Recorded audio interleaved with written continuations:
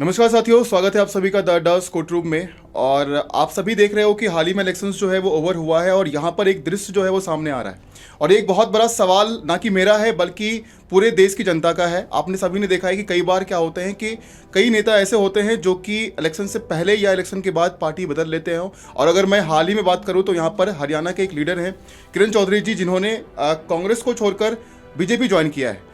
तो यहाँ पर एक बहुत बड़ा सवाल डेमोक्रेसी पर उठता है कि जो जनता भरोसा करके उस नेता को वोट दे रहा है ना, क्या वो भरोसा टूटा नहीं यहाँ पर? तो मैं नमन सर से पूछना चाहूँगा कि सर, क्या हमारे इस चीज़ को लेकर कोई प्रोविज़न कॉन्स्टिट्यूशन में है या फिर कोई लॉ ऐसा है जो कि यह ना हो सके क्योंकि जनता का भरोसा टूट रहा है? तो पहली चीज़ तो ये आपने बात की कि हाल ही में हरियाणा में जो हुआ है चौधरी जी का, उसके अलावा भी ऐसे कई और इंस्टेंसेस हुए हैं पहले पे, जब शिवसेना के लीडर थे एकनाथ शिंदे, जिन्होंने ना सिर्फ अकेले लेकिन 40 एमएलए को लेकर वो ज्वाइन कर लिया बीजेपी को। उससे पहले भी हमें देखने को मिला है कि मध्य प्रदेश में ज्योतिरादित्य राव सिंधिया ने कांग्रेस छोड़ा और वो बीजेपी ज्वाइन कर लिए। अभी इससे पहले हमने हाल ही में देखा भी हरियाणा से पहले कि अजित पवार जी अपनी एनसीपी पार्टी को लेकर बीजेपी में ज्वाइन हो गए। तो ऐसे इंस्टेंसेस देखने को मिले हैं। अब दूसरा सवाल आपका ये है कि इसमें जनता का भरोसा टूट रहा है और क्या हमारे पास कुछ क्योंकि एक कोई भी नेता होते हैं तो वो कुछ चीज़ें बताते हैं कि भाई हम ये करने वाले हैं और जनता उस चीज़ को वोट देती है, उसी चीज़ को वोट देती है कि ये ऐसा होगा, चेंजेस आएगा हमारे देश के अंदर में। बट ये इसके लिए मैं बताना चाहूँगा कि इस इलेक्शन में 2024 के जनरल इलेक्शन में इंदौर से एक व्यक्ति खड़े हुए थे कांग्रेस पार्टी से, और इलेक्शन के कुछ दिन पहले उन्होंने बीजेपी ज्वाइन कर ली। और उसके चलते जितनी भी जनता थी वहाँ की, उन्होंने सबने नोटा में वोट दिया। तो बहुत बड़ा चेंज है। ये बहुत बड़ा चेंज है और इस बार का सबसे बड़ा रिकॉर्ड माना गया है कि अगर किसी एक सिटी से सबसे ज़्यादा नोटा वोट हुआ है तो वो वोट हुआ है वो इंदौर शहर में। तो नोटा वोट जाना मतलब हमारा वोट बर्बाद होना। तो अब अगर हम बात करें लॉ की, तो लॉ एकदम स्ट्रिक्टली मना करता है। हमारा कॉन्स्टिट्यूशन का जो 10th शेड्यूल है, जो कि 52nd अमेंडमेंट से ऐड हुआ था हमारे इंडियन कॉन्स्टिट्यूशन में, तो उसका एक प्रोविज़न ये बोलता है कि कोई भी सिटिंग एमपी या एमएलए एक पार्टी बदल नहीं सकता।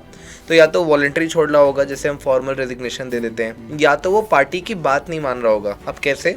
जब पार्लियामेंट में पार्टी बैठती है तो हर किसी का अपना ग्रुप होता है। जैसे अब मान लीजिए बीजेपी है, कांग्रेस है, जनता दल है, तो सब अलग अलग पार्टीज हैं।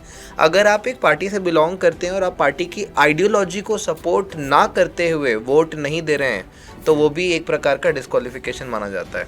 तो अगर आप पार्टी के सदस्य हैं तो आपको पार्टी की आइडियोलॉजी माननी पड़ेगी, और अगर आप नहीं मान रहे हैं तो वो एक डिस्क्वालिफिकेशन होता है। तो ये कुछ पैरामीटर्स दिए गए हैं कि डिस्क्वालिफिकेशन है, लेकिन कुछ इंस्टेंसेस ऐसे भी बताए गए हैं कि जहाँ पे आपके ऊपर डिस्क्वालिफिकेशन नहीं लगेगा। तो उसमें जो चेंज आया था वो आया था 91st अमेंडमेंट एक्ट से, और उस चीज़ को बदल दी गई। अब बोला गया कि अगर किसी भी पार्टी के 2/3 मेंबर्स अपनी पार्टी छोड़ के दूसरी पार्टी में चले जाते हैं, जो कि हमने देखा शिवसेना के केस में, तो उस केस में उसको मर्जर बोला जाएगा, उसको एंटी डिस्क्वालिफिकेशन नहीं बोला जाएगा। तो एंटी डिफेक्शन लॉ जो बना था वो बना था कि पॉलिटिकल जो लीडर्स हैं वो डिफेक्टिव ना बने, क्योंकि ये बात सही है कि जनता का भरोसा इसमें टूटता है। तो इसीलिए हमारा कॉन्स्टिट्यूशन परमिट करता है ओनली विद एन एक्सेप्शन कि आप 2/3 पार्टी मेंबर्स के साथ ज्वाइन कर रहे हैं। If you are not a sitting MP और MLA, then you can change your party. तो जैसा हमने देखा कि हो सकता है कि जितने भी लोगों ने चेंज किया उस समय पे उनके पास सीट ना हो। अगर आपके पास सीट है और फिर आप बदल रहे हैं तो आप डिस्क्वालीफाई हो जाएंगे। तो पार्टी से डिस्क्वालीफाई पर्सन हो जाते हैं। करेक्ट।